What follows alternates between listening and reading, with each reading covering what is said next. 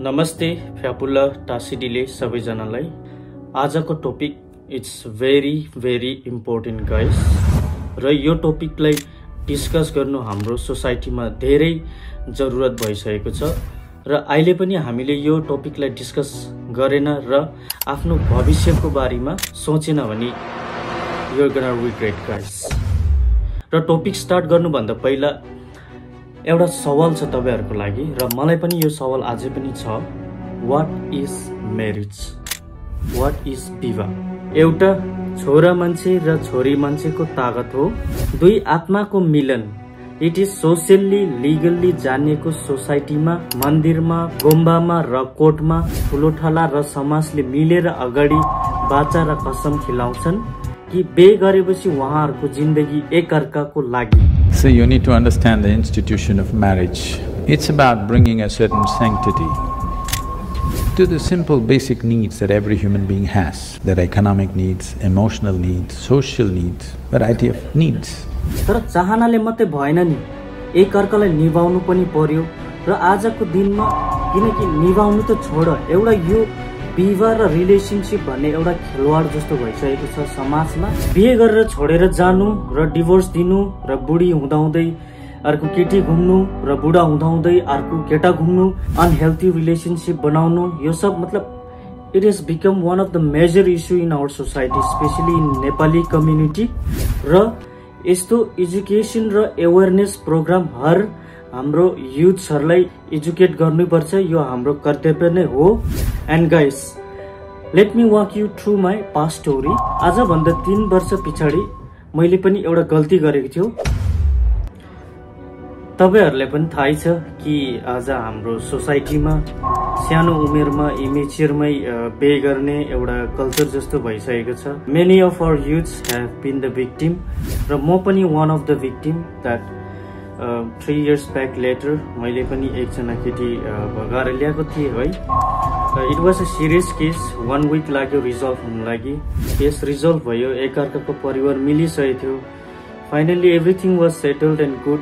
But after 3 days अब भनौँ मेरै लाइक मैले जो केटी भगाएर ल्याएको थियो ऊ अरूसँग पहिला गयो होइन।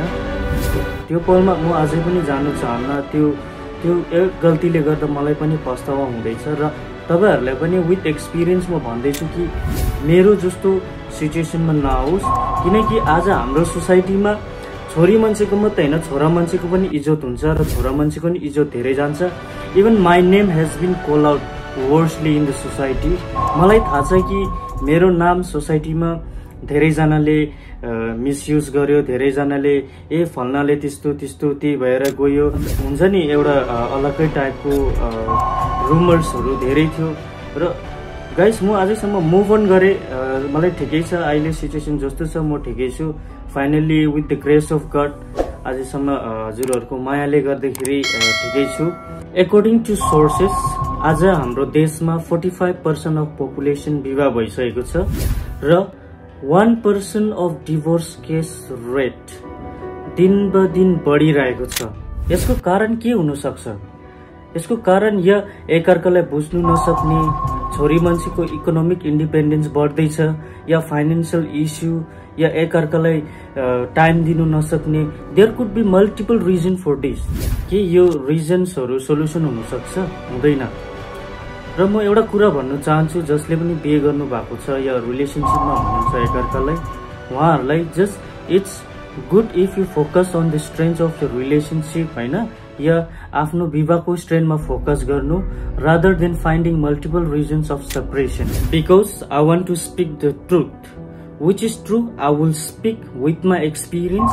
र म एउटा कुरा भन्नु चाहन्छु हजुरहरूलाई, अगर हजुर कुनै पनि गलत सोचमा छौ र गलत कदम उठाउने सोच्नु हुँदैछ भने 2 पल्ट आफ्नो लागि सोच र आफ्नो भविष्यको लागि सोच। किनकि तिम्रो भविष्य तिमीमा टोटली डिपेन्ड गर्छ how you make your life better. Heterosexual विवाहमा छोरा मान्छेको भन्दा छोरी मान्छेको हात अघि बढेको छ डिभोर्स केस रेटमा। आज हाम्रो देशमा 70% of divorce are initiated by women. So साथीभाइयो, be very very wise when you choose your partner. र आज यति नै भन्नु चाहन्छु हजुरको माझमा। अगर मदेखि केही गल्ती बोलियो र केही गल्ती भन्यो भने मलाई माफ गरिदिनुहोस्। जय हिन्द, जय गोर्खा। ल see you, bye bye guys.